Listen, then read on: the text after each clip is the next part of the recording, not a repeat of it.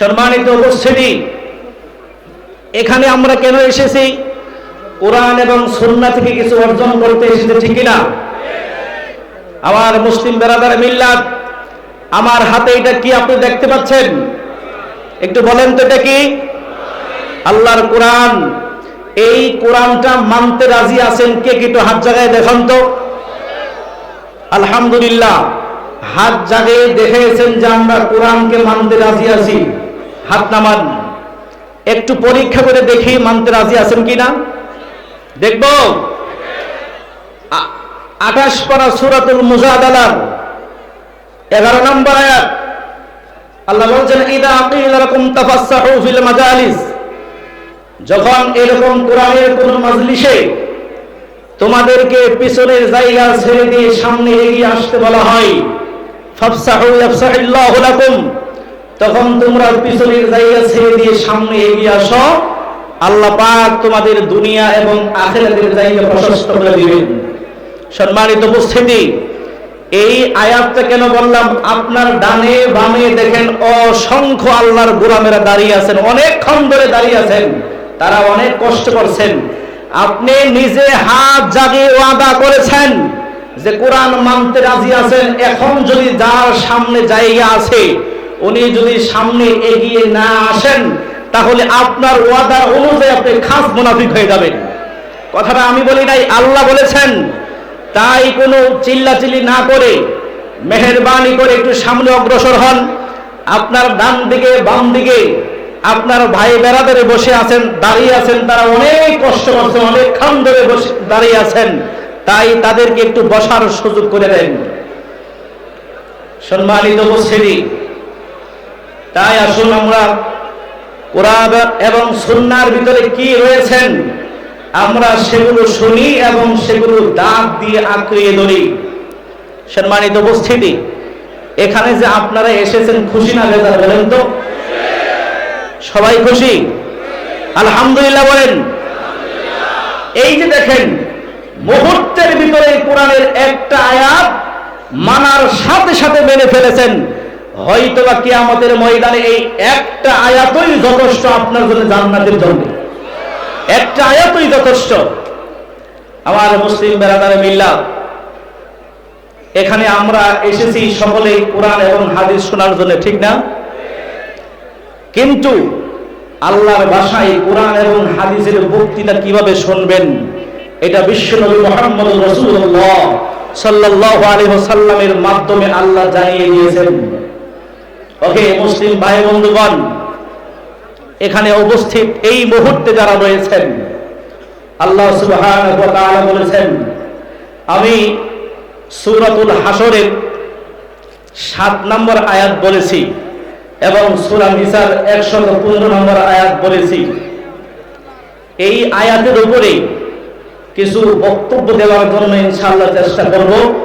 এবং আমাকে বিষয় দিয়েছেন হলো ইসলাম ধর্ম বনাম বর্তমান যেই ধর্ম চলছে সেই ধর্ম।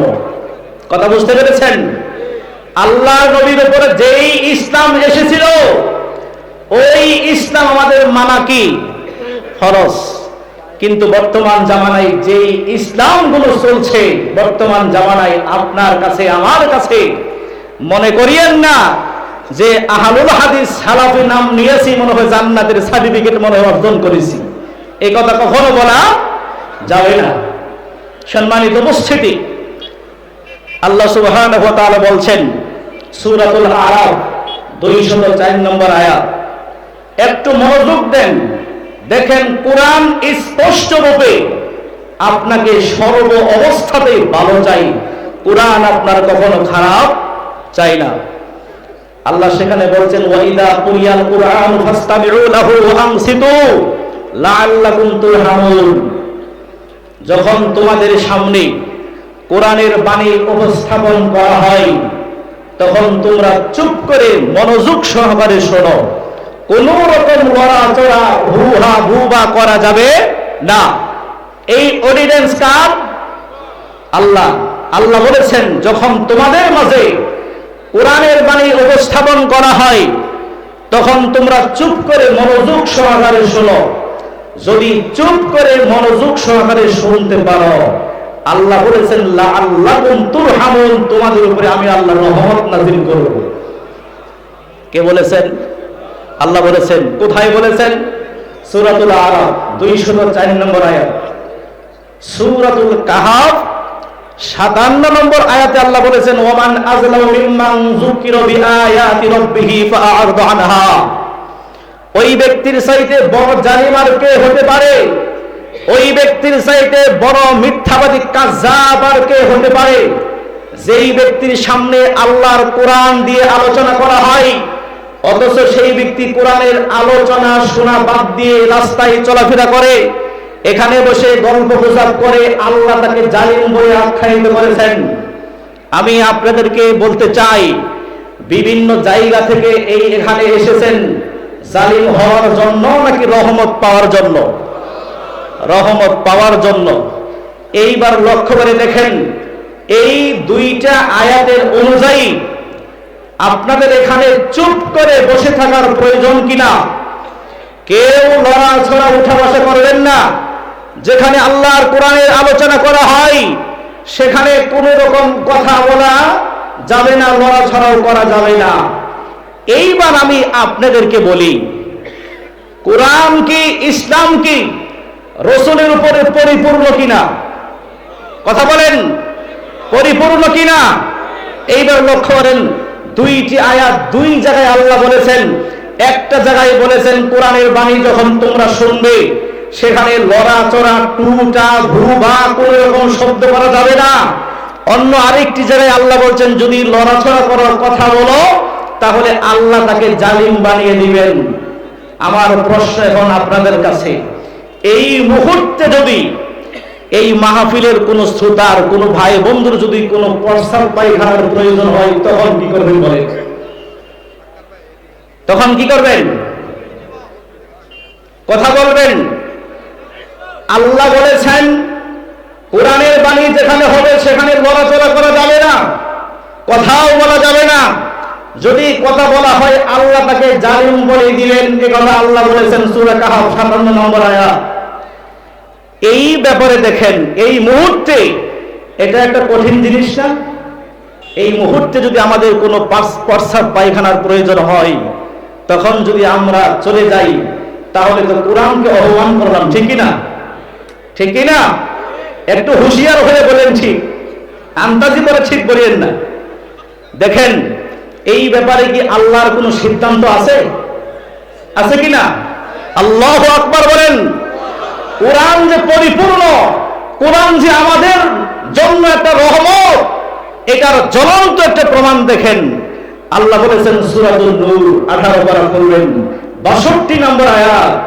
আল্লাহ বলেছেন ওয়াইদা কানু মাহু আলা আমরিন জামিঈ, যখন এরকম কোন মজলিসে তোমাদের কোনো প্রয়োজন হয় উঠে যাওয়ার জন্য, তাহলে তোমরা স্টেজে যারা পরিচালক এবং সভাপতি রয়েছে তাদের কাছ থেকে অনুমতি নিয়ে যাবে, মুমিন থাকবে। বিনা অনুমতি নিয়ে চলে যাবে, মুমিন থাকবে না। কথা স্পষ্ট বুঝতে পেরেছেন? এইবার আমি আপনাদের স্টেজের এবং এই প্যান্ডেলের যেই আলোচনা আমাকে দিয়েছেন সেই আলোচনায় ফিরে যাই। সম্মানিত উপস্থিতি, আল্লাহ সুবহানাহু ওয়া তাআলা বলেছেন ওয়ামা আতাকুমুর রাসূলু ফাখুযু, তোমাদেরকে আল্লাহর নবী মুহাম্মদুর রাসূলুল্লাহ সাল্লাল্লাহু আলাইহি ওয়াসাল্লাম ইসলাম হিসাবে যা কিছু দিয়েছেন তা খুশি মনে মেনে নাও। কে বলেছেন এই কথা? আল্লাহ বলেছেন ওমা নাহা আনকুম ফান্তাহু, এবং যা থেকে নিষেধ করেছেন তা থেকে তোমরা সরে দাঁড়াও, সেখানে আর থাকা যাবে না। সম্মানিত উপস্থিতি, উপস্থিত এখানে যারা রয়েছেন, আল্লাহর নবীর উপরে যে ইসলামটা এসেছে, আল ইয়াউমা আকমালতু লাকুম দীনাকুম ওয়া আতমামতু আলাইকুম নি'মাতি ওয়া রাদিতু লাকুমুল ইসলাম দীনা, এই আয়াতটা যখন আল্লাহ সুবহানাহু ওয়া তাআলা নবীর উপরে নাজিল করেছিল তখন কি আল্লাহ ঠিক ছিল না কোনো সমস্যা হয়েছিল? কথা বলেন না কেন?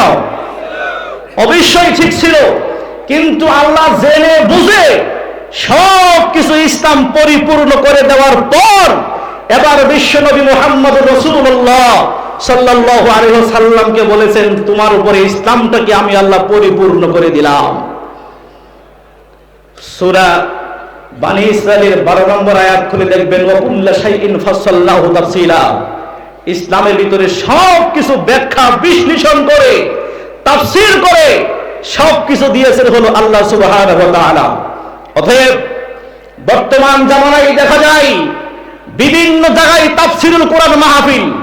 এটা ইসলামের নামে একটা ভ্রান্ত ধারণা। ইসলামিক তাফসীরুল কোরআন হতে পারে না।